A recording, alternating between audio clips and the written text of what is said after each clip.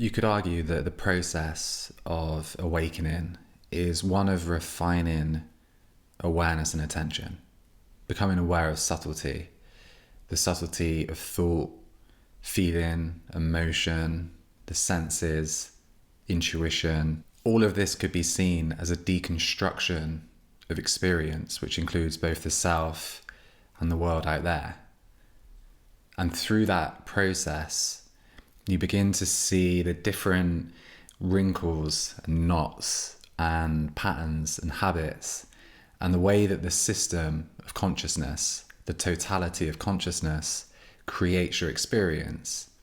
And through that process, you can unwrinkle, untangle the knots, and find ways of relating to the world and yourself more optimally, find ways of overcoming habitual patterns that set you back. In this clip from a podcast episode with Judith Blackstone, we look at the subtle difference between energy and the movement of energy and awareness, or non-dual awareness, which is inherently still. Again, to look at this in terms of gross and subtle dimensions, a thought is a gross experience. A feeling, an emotion is a gross experience. But when you start to deconstruct and you see the texture and the subtlety, you begin to see that energetic core. And when you start to become sensitive to energy, there's a whole other host of challenges and practices that are required. So in this clip, we will look at the difference between the two, how to tell, and then I'll follow that up with an analysis and a description of some practices and some insights that you can apply to bring this wisdom into your life. I really want to expand upon what you've explained there with the distinction also between non-duality or fundamental consciousness and the energetic dimension. This, for me, is one of the most crucial realizations or experiential discernments on maybe not necessarily more advanced stages of, say, meditation or mindfulness. But the way that you describe, because this is something I'm familiar with, and it's like feeling the movement of energy in my body in a way that feels distinct from emotion, but probably encompasses emotion, but almost like, as you described it, coming out of the body. Like I used to feel a lot either hiding and being defensive, or like in conversation with someone. And I actually see a fair amount of contemporary non-dual teachers, a lot of them younger, it seems to be, that are talking to that more maladaptive sense of merging and enmeshment in relationships. And I've just seen this as a bit of a trend and saying like, there are no other selves. It's just another version of myself. When I talk to someone, I completely disappear. And it seems like that is talking more to that maladaptive enmeshment. And it's something I really relate to, as almost like you have to open up to that energetic dimension, because our Western worldview minimizes that and says it's not there. But there is that distinction, right, between the fundamental consciousness, which is still and full as well and palpable, but doesn't move. Whereas the energetic is moving, it sways, and yeah, I don't know if that brings up anything for you to riff. Yeah, I think it's extremely important.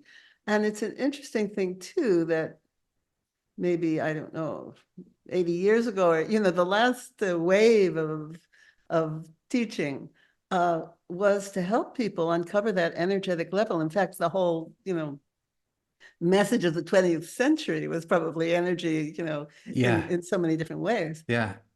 And of course, if someone experiences themselves as just simply as physical matter, a little bit of breath, and completely separate from the world around them, then to let go and experience that merging, vibrating life inside of themselves is a revelation, and it's extremely important transition. However, at this point, so many of us have grown up as that wavy merging, go to a party, come back, not know who you are, having merged with everybody there. Uh, Yeah. that the next step is really important, that they go one level more subtle in Mm-hmm. themselves and find the stillness and the ground of their own individual being, right? That individuality, right? Yeah. And that even fundamental consciousness pervading our own body also reveals our individual personality and all of our background that helps us have something to say when we meet another person. You're like Mm-hmm. this, I'm like this. I grew up here, you grew up there. We have something to exchange, rather than, oh, we're just the same person, and now what? Mm. Uh, so there is that deepened contact as oneness, but then there's also, and interestingly, when we know ourselves as that stillness of fundamental consciousness, our energy moves more freely. So we can, without merging, feel an exchange of energies, a freer and deeper exchange of energies, even than we felt when we were just simply the energetic mushed together level.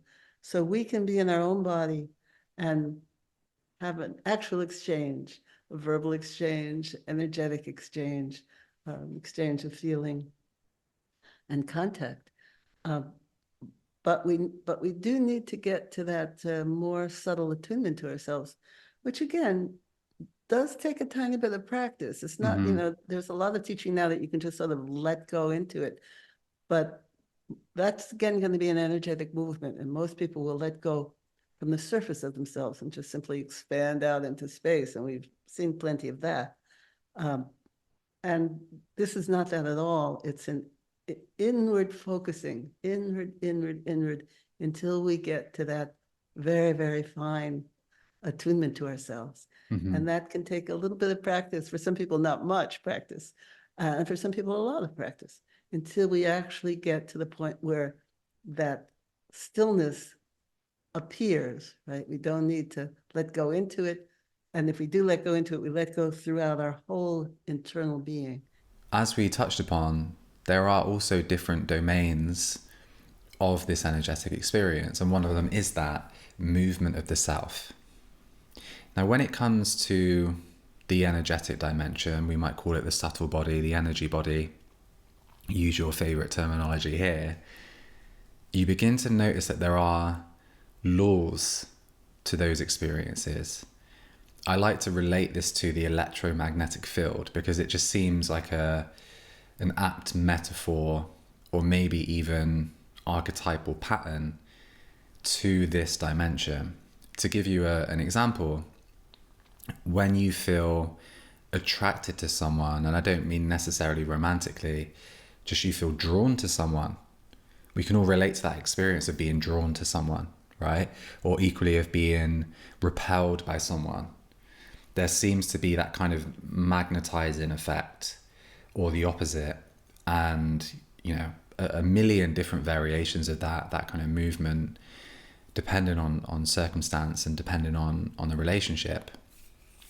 But there does appear to be a very subtle energetic movement that is not strictly linked to the physical body. For example, I've noticed how I can have the thought in meditation of having to, like, let's just say, go and do the dishes. And I can feel this movement through that process where it's almost like the prelude to the physical movement is felt energetically. And the same can happen in a lot of different circumstances. You might have it if you have a habit of checking your phone frequently, and you try and be mindful of not doing that so often.